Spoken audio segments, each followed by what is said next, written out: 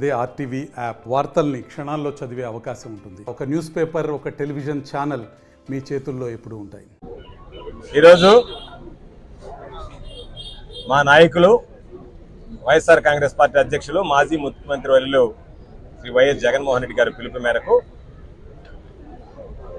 యువత పోరు కార్యక్రమంలో భాగంగా విద్యార్థులకు సంబంధించినటువంటి ఫీజు రియంబర్స్మెంట్ బకాయిలతో సహా చెల్లించాలని, యువకులకి నిరుద్యోగ భృతి ఏదైతే చంద్రబాబు నాయుడు ఎన్నికలకు ముందు హామీ ఇచ్చాడో ఆ హామీని నెరవేరుస్తూ వెంటనే వాళ్ళకి చెల్లింపులు చేపట్టాలని, బడ్జెట్లో నిధులు కేటాయించాలని, వీటి రెండుతో పాటు జగన్మోహన్ రెడ్డి గారు మెడికల్ కళాశాలలు ఏదైతే పెట్టారో ఆ ప్రైవేటీకరణ ఆపాలి అని చెప్పి ఆలోచనతో ఈరోజు 3 ప్రధానమైనటువంటి డిమాండ్లతో మేము, మాతో పాటు వైఎస్ఆర్ కాంగ్రెస్ పార్టీకి సంబంధించినటువంటి ఉమ్మడి నెల్లూరు జిల్లా కందుకూరుతో సహా వైఎస్ఆర్ కాంగ్రెస్ పార్టీకి సంబంధించినటువంటి ఇన్ఛార్జీలు, శాసనమండలి సభ్యులు, జిల్లాకు సంబంధించినటువంటి వివిధ అనుబంధ సంఘాల అధ్యక్షులు, వైఎస్ఆర్ కాంగ్రెస్ పార్టీ నాయకులు, కార్యకర్తలు, విద్యార్థులు, తల్లిదండ్రులు అందరితో కలిసి మహనీయుడు బిఆర్ అంబేద్కర్ గారి విగ్రహానికి నివాళులర్పించి ఆయన విగ్రహం దగ్గర నుంచి కలెక్టరేట్ దాకా వచ్చినటువంటి నేపథ్యంలో కలెక్టరేట్ వరకు కని విని ఎరిగిన రీతిలో కథం తొక్కినటువంటి విద్యార్థి లోకానికి ఇచ్చేసినటువంటి ప్రతి ఒక్కరికి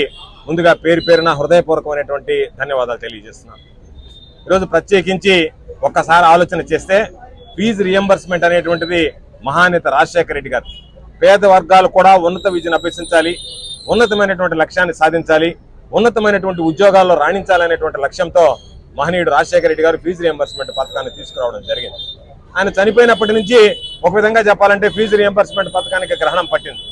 ఆ తర్వాత వచ్చినటువంటి కాంగ్రెస్ ప్రభుత్వం కానీ, ఆ తర్వాత 2014లో వచ్చినటువంటి తెలుగుదేశం ప్రభుత్వం కానీ ఫీజు రియంబర్స్మెంట్ పథకాన్ని దాదాపుగా అటకెక్కించేటువంటి పరిస్థితులు ఏర్పడ్డాయి. జగన్మోహన్ రెడ్డి గారు తిరిగి 2019లో ముఖ్యమంత్రి అయిన తర్వాత మహానేత రాజశేఖర రెడ్డి గారు ఏదైతే ఆలోచన చేశాడో దానికి మరికొంత జోడించి విద్యా దీవెన, వసతి దీవెన పేరిట ప్రతి సంవత్సరం కూడా 3,900 కోట్ల రూపాయల మేర విద్యార్థులకి బడ్జెట్లో నిధులు కేటాయించి విడుదల చేయడం జరిగింది. ఈ రోజు పరిస్థితులు దారుణంగా ఉన్నాయి, బకాయిలు పెండింగ్ ఉన్నాయి. దానికి సంబంధించినటువంటి బకాయిలు ఈ రోజు చెల్లించకుండా ఉంటే విద్యార్థులకు సంబంధించి పాపం స్కూళ్ళకు వెళితే హాల్ టికెట్లు ఇచ్చేటువంటి పరిస్థితి లేదు. కొన్ని స్కూళ్ళలో విద్యార్థులను రానివ్వడం లేదు. పరీక్ష రాసిన తర్వాత సర్టిఫికేట్లు తీసుకుని ఏదైనా ఉన్నత విద్యకు వెళ్ళాలంటే ఆటంకాలు ఏర్పడా, మేము సర్టిఫికేట్లు ఇవ్వము, ప్రభుత్వం మీ తరఫున కట్టాల్సినటువంటి ఫీజు కట్టలేదు కాబట్టి మీరు చెల్లించి సర్టిఫికేట్లు తీసుకుపోండి అని చెప్పి ఈరోజు ఇబ్బందులు పడేటువంటి పరిస్థితి.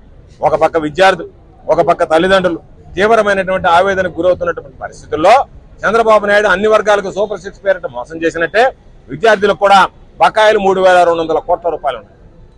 3,900 కోట్లు విద్యా దీవెన, వసతి దీవెన పథకాలకు సంబంధించినటువంటి నిధులు అవసరమన్నాయి. 7,100 కోట్ల రూపాయలుంటే బడ్జెట్లో 2,600 కోట్ల రూపాయలు కేటాయించారంటే కనీసం ఈ సంవత్సరం బడ్జెట్లో కూడా నిధులు సక్రమంగా కేటాయించలేదంటే కేటాయించినటువంటి నిధులు ఖర్చు పెడతాడా లేదనేటువంటి అనుమానం ఒక పక్క ఉంటే 7,100 కోట్లకి 11 లక్షల విద్యార్థుల భవిష్యత్తుకు సంబంధించి ఈరోజు కేవలం 2,600 కోట్ల రూపాయలు 3వ వంతు నిధులు కేటాయించి చంద్రబాబు నాయుడు విద్యార్థులందరినీ మోసం చేస్తున్నాడు. విద్యార్థుల తల్లిదండ్రులకి తీవ్రమైనటువంటి ఆవేదనకు గురి చేస్తున్నాడు.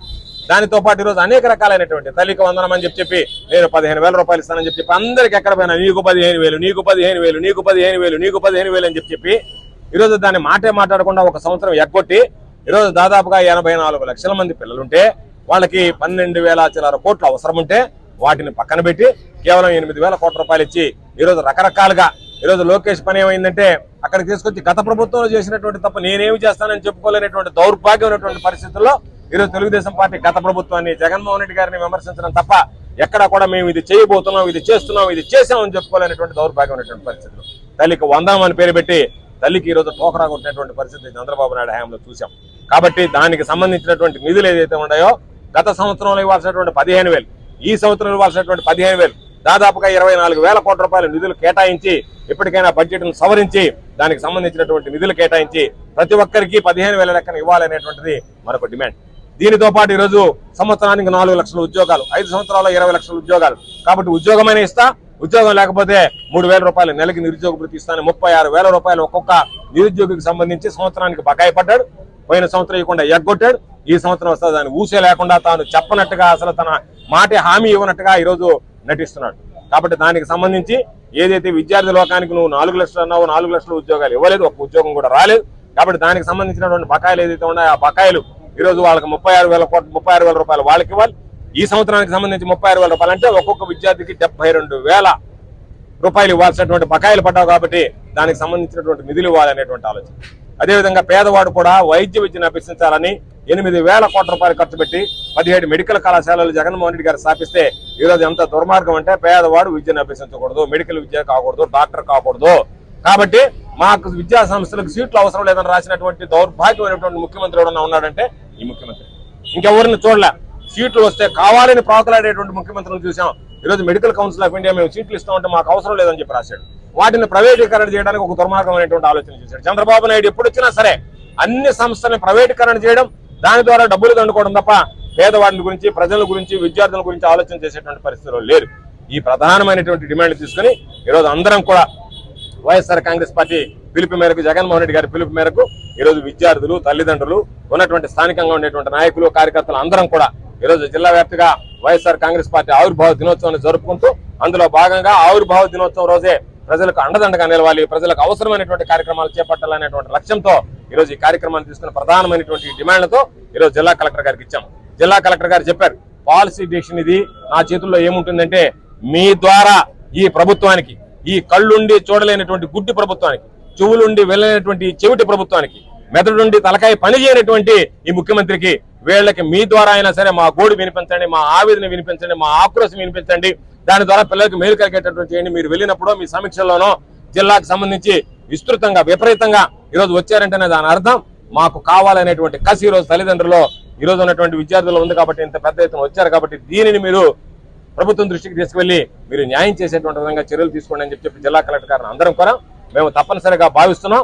ఇప్పటికైనా ఈ ప్రభుత్వం కళ్ళు తెరుచుకొని రాబోయేటువంటి రోజుల్లో ఏ విధంగా ఈ ఉద్యమం ఊపిరి పోసుకుని మరింత ఉధృతం అవుతుంది అనేటువంటిది ఆలోచన చేసి ఇప్పటికైనా ఒక మెట్టు దిగి నిధులు కేటాయించి ఈ 3 విద్యార్థులకి, యువతకి సంబంధించినటువంటివి అయితే ఉన్నాయో వాటిని నెరవేర్చాలనుకున్నా, ఒకవేళ చంద్రబాబు నెరవేర్చకుండా మొండిగా వ్యవహరిస్తూ నేను ఎవరు ఏమి చేసుకుంటారో చేసుకోండి అంటే మాత్రం చంద్రబాబు నాయుడు మెడలు ఉంచి ప్రజల పక్షాన, విద్యార్థుల పక్షాన, యువత పక్షాన నిలబడి అన్ని కార్యక్రమాల మీద వైఎస్ఆర్ కాంగ్రెస్ పార్టీ పోరాటం చేస్తుంది.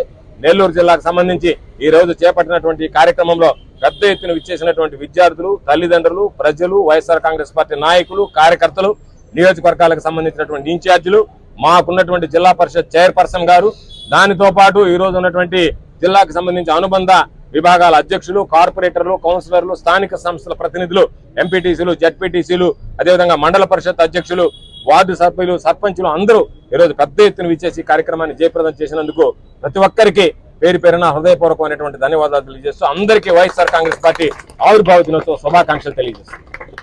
వైఎస్ రాజశేఖర రెడ్డి గారు మొట్టమొదటిగా ఫీజు రియంబర్స్మెంట్ ఏ కులం గానీ మతంతో కానీ సంబంధం లేకుండా ఓసీ, బీసీ, ఎస్సీ, ఎస్టీ, మైనారిటీలందరికీ కూడా ఫీజు రియంబర్స్మెంట్ తీసుకొచ్చినటువంటి ఘనత రాజశేఖర రెడ్డి గారిది. అలాంటి సందర్భంలో ఆ తర్వాత వచ్చినటువంటి ప్రభుత్వాలు ఫుల్ ఫీజు రియంబర్స్మెంట్ ఇవ్వకుండా కొంత రియంబర్స్మెంట్ మాత్రమే ఇస్తా వచ్చినాయి. అదే జగన్మోహన్ రెడ్డి గారు వచ్చిన తర్వాత అప్పుడు దాకా ఉన్నటువంటి బకాయిలన్నింటినీ కూడా సుమారుగా 2,000 కోట్ల రూపాయలను ఒకే రోజు చెల్లించి ఆ రోజు నుంచి ఈ రోజు దాకా కూడా, అంటే ప్రభుత్వం దిగిపోయేంత వరకు కూడా ప్రతి 3 నెలలకు ఒకసారి ప్రతి క్వార్టర్ యొక్క ఫీజు రియంబర్స్మెంట్ ని, ఫుల్ ఫీజు రియంబర్స్మెంట్ కూడా చెల్లించారు. అయితే ఈ ప్రభుత్వం వచ్చిన తర్వాత లాస్ట్ ఇయర్ ఉన్నటువంటి 3 బకాయిల్ని, ఈ సంవత్సరం యొక్క 3 బకాయిలు, మొత్తం 6 క్వార్టర్స్ బకాయిలన్నింటినీ కూడా అలానే పెండింగ్ పెట్టారు. రాబోయే సంవత్సరం ఫీజు పేమెంట్స్ ఉన్నాయి. ఇవన్నీ కలిస్తే సుమారుగా 7,000 చిల్లర కోట్లు కావాల్సి వస్తుంది. అయితే ఇక్కడ పెట్టినటువంటి నిధులు మాత్రం 2,900 కోట్లు పెట్టారు. ఇవి ఏ మూలకు కూడా సరిపోవు. ఈ రోజు సర్టిఫికేట్స్ తీసుకోలేక పిల్లలందరూ కూడా ఉన్నత చదువులు చదువుకోలేక ఇబ్బందులు పడతా ఉన్నారు. ఈ విధంగా ఫీజు రియంబర్స్మెంట్ మోసం చేయడంతో పాటు తల్లికి వందనం, ప్రతి బిడ్డకి కూడా నేను 15,000 రూపాయలు ఇస్తానని చెప్తే పేదవాళ్ళందరూ కూడా వాళ్ళ బిడ్డలందరినీ తీసుకెళ్లి గవర్నమెంట్ స్కూల్లో నుంచి ప్రైవేట్ స్కూల్స్ లో చేర్పించుకున్నారు. 15,000 రూపాయలు వస్తే ఫీజులు కట్టుకుందామని. కానీ ఈ రోజు సుమారుగా 84 లక్షల మంది పిల్లలు ప్రైవేట్ స్కూల్స్ లో చదువుతా ఉంటే లాస్ట్ ఇయర్ ఒక్క బిడ్డకు కూడా 15,000 రూపాయలు ఇవ్వని పరిస్థితి. అదేవిధంగా ఈ సంవత్సరం కూడా ఒక్క బిడ్డకు కూడా 15,000 రూపాయలు ఇవ్వలేదు. అలా దాంట్లో చూస్తే అరాకోర నిధులు అంటే సుమారుగా 8,000 కోట్లు మాత్రమే ఈ సంవత్సరానికి సంబంధించి పెట్టడం జరిగింది. నిరుద్యోగ భృతికి సంబంధించి అయితే సుమారుగా 20 లక్షల మందికి ఉద్యోగాలు ఇస్తాను, ఆ 20 లక్షల మందికి ఈలోగా 3,000 రూపాయలు నిరుద్యోగ భృతి ఇస్తానని చెప్పి లాస్ట్ ఇయర్ 1 రూపాయి ఇవ్వాల, ఈ సంవత్సరం కూడా 1 రూపాయి ఇచ్చే పరిస్థితి కనిపించట్లా. బడ్జెట్ లో దానికి 1 రూపాయి కూడా కేటాయించాల. పైపెచ్చి 20 లక్షల ఉద్యోగాలు, సంవత్సరానికి 4 లక్షల ఉద్యోగాలు ఇచ్చి ఉండాలా. లాస్ట్ ఇయర్ 4 లక్షల ఉద్యోగాలు ఇచ్చి ఉండాలా. ఆ 4 లక్షలు ఉద్యోగాలు ఇవ్వకపోగా వాలంటీర్స్ కానీ ఆ విధంగా మొత్తం మీద సుమారుగా 3 లక్షల మందిని రోడ్డు మీద పెట్టిన పరిస్థితి కూడా మనం చూస్తా ఉన్నాం. అదేవిధంగా మెడికల్ కాలేజెస్ పీపీపీ మోడల్ అంటే private public model, private public partnership మోడల్లో వాటన్నిటిని కూడా రాబోయేటువంటి 10 మెడికల్ కాలేజెస్ ని ఆ విధంగా తీసుకెళ్లాలని ఆయన ప్రయత్నిస్తున్నారు. జగన్మోహన్ రెడ్డి గారు ఉచిత మెడికల్ విద్య అందించాలన్న లక్ష్యంతో సుమారుగా 17 కొత్త మెడికల్ కాలేజీలు ఆయన ప్రారంభించడం కూడా జరిగింది. మేము చెప్తా ఉన్నాం, వైఎస్ఆర్సీపీ ప్రభుత్వం రేపు వచ్చిన తర్వాత ఈ రోజు ఎవరైతే ప్రైవేట్ మెడికల్ కాలేజెస్ తీసుకొని గవర్నమెంట్ దగ్గర నుంచి 17 మెడికల్ కాలేజెస్ తీసుకొని రన్ చేయాలనుకుంటారో తప్పకుండా రాబోయే రోజుల్లో వైఎస్ఆర్సీపీ ప్రభుత్వం వచ్చిన తర్వాత వాటన్నింటినీ కూడా మళ్ళా ప్రభుత్వం తరపునే పేదలందరికీ కూడా ఉచిత విద్య అందించడానికి వైఎస్ఆర్సీపీ తరపున ఖచ్చితంగా ట్రై చేయడం కూడా జరుగుతుంది. జగన్మోహన్ రెడ్డి గారు ఆ విధంగా మెడికల్ కాలేజెస్ అన్నింటినీ కూడా ఉచితంగా అందించాలా, పేదవాడికి అందించాలనే లక్ష్యంతో రాబోయే రోజుల్లో ఆ 17 మెడికల్ కాలేజీలను కూడా గవర్నమెంట్ ఆధ్వర్యంలోనే జరిపించే పరిస్థితి కూడా ఉంటుంది. కాబట్టి వీటన్నింటినీ కూడా అతి త్వరలో అంటే జమిలీ ఎలక్షన్స్ కూడా సుమారుగా ఒక 3 సంవత్సరాల లోపలనే రాబోతాయి. వచ్చిన తర్వాత మరలా సామాన్యులకి పక్షపాతిగా వైఎస్ఆర్సీపీ ప్రభుత్వం ఉంటుందని, మరలా మంచి జరుగుతుందని, ఈ లోపల ఏదైతే హామీలు ఇచ్చినారో ఆ హామీల కోసం వైఎస్ జగన్మోహన్ రెడ్డి గారి ఆశీస్సులతో తప్పకుండా పోరాటం చేయడం జరుగుతుందని తెలియజేస్తారు. మరిన్ని వీడియోస్ కోసం ఛానల్ ని సబ్స్క్రైబ్ చేయండి, లేటెస్ట్ అప్డేట్స్ కోసం వాట్సాప్ ఛానల్ ని ఫాలో చేయండి అండ్ లింక్ డిస్క్రిప్షన్ లో ఉంది.